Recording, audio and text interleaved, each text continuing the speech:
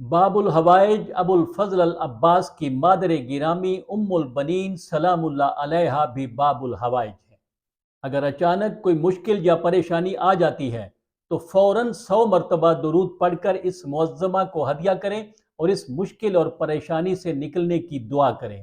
اور مشاہدہ کریں کہ باب الحوائج ام البنین سلام اللہ علیہا کے توسل سے آپ کتنی آسانی کے ساتھ اس مشکل یا پریشانی سے نکل آئیں گے۔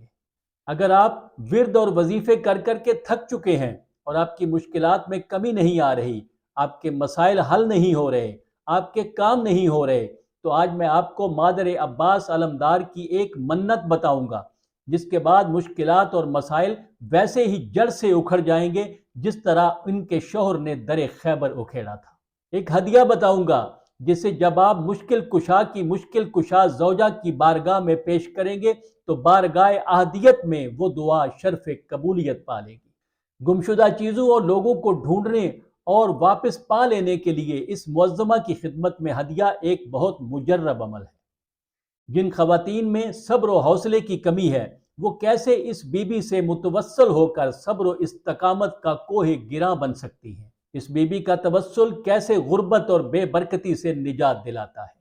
فاطمہ کلابیہ ام البنین سلام اللہ علیہا کو رسول اللہ صلی اللہ علیہ وآلہ وسلم اور ان کی پاک اولاد سے بے پناہ خلوص و محبت تھی۔ آیت اللہ شیخ محمد ابراہیم کلباسی النجفی اپنی کتاب خصائص عباسیہ میں لکھتے ہیں کہ انہوں نے سیدہ فاطمہ زہرا سلام اللہ علیہا کی اولاد کی خدمت اور ان کے حقوق کو پہچانا، جیسا کہ اللہ تعالیٰ نے اہل بیت کے حقوق اپنے تمام بندوں پر فرض کیے ہیں۔ اس لیے اللہ تعالیٰ نے ام البنین کے نام کو خاص کر دیا اور انہیں ابواب الحوائج میں سے ایک باب بنا دیا، جیسا کہ ان کے فرزند ابو الفضل العباس کو خاص کیا گیا اور باب الحوائج بنایا گیا، اور آفات و مصائب میں ملجا و ماوا بنایا گیا، نیز حاجت پوری کرنے کے لیے مددگار بنایا گیا اور ہم و غم کا دور کرنے والا بنایا گیا۔ وفا، ایثار، قربانی، خلوص اور ادب و احترام کی کائنات کی سب سے بڑی درس گاہ کا نام ہے ام البنین سلام اللہ علیہا، جس کے فارغ التحصیل بیٹوں نے تاریخ کے سینے پر وہ انمٹ نقوش ثبت کیے جن کو دنیا آج تک سلامی پیش کر رہی ہے۔ جن خواتین میں صبر و حوصلے کی کمی ہو وہ منت مانے کہ ان کے اندر صبر و حوصلہ اور استقامت پیدا ہو جائے تو وہ اس بی بی کی نیاز دیں گی۔ اس بی بی سے متوسل ہونے والی خواتین صبر و استقامت کا پہاڑ بن جاتی ہیں۔ ایرانی خواتین میں یہ نیاز بہت مشہور ہے۔ ایران کے بعض علاقوں میں اپنے گھر آمدنی اور کاروبار میں وسعت و برکت کے لیے اس معظمہ کا دسترخوان بچھایا جاتا ہے اور لوگ اس دسترخوان کے فیوز سے بہرہ مند ہوتے ہیں۔ اگر آپ کی کوئی چیز گم ہو جاتی ہے تو یہ بات بارہا تجربہ شدہ ہے، ایک بار سورہ فاتحہ اور چند بار درود پڑھ کے اس بی بی کو ہدیہ کیا جائے تو وہ چیز مل جاتی ہے۔ اگر کوئی انسان گم ہو جائے تو اس وقت تک یہ عمل کرتے رہیں جب تک وہ مل نہ جائے۔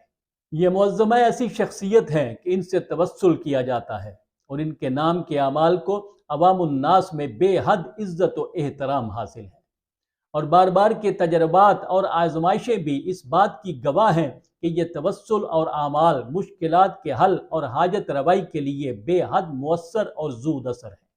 اگر دعا کر کر کے نا امید ہونے لگے ہیں تو حاجتوں کے اس دروازے پر آئیں اور روزانہ 135 مرتبہ درود پڑھ کر اس معظمہ کو ہدیہ کر کے دعا کیا کریں، انشاءاللہ 40 دن کے اندر آپ کی دعا قبول ہو جائے گی۔ کچھ کام ہوتے ہیں جو اٹک جاتے ہیں، کچھ مشکلیں اور پریشانیاں ایسی گلے پڑتی ہیں کہ عذاب جاں بن جاتی ہیں، دنیاوی کوششیں، ورد، وظیفے رائے گاں جاتے ہیں، انسان تھک جاتا ہے۔ ایسا ہی تھکا ماندہ انسان بوجھل قدموں سے ہی صحیح اس معظمہ کے در پر آ جائے اور پکارے، اے مادر ابو الفضل العباس، آپ کا مقام اللہ کے نزدیک بہت بلند ہے، میں ایک مکمل قرآن تلاوت کر کے آپ کی روح مقدس کو ہدیہ کروں گا، آپ میری اس مشکل کو حل کروا دیں۔ آپ دیکھ لیں گے کہ ابھی وہ پورا قرآن ختم نہیں ہو پائے گا اور آپ کی وہ مشکل ختم ہو جائے گی۔ انشاءاللہ پھر ملیں گے۔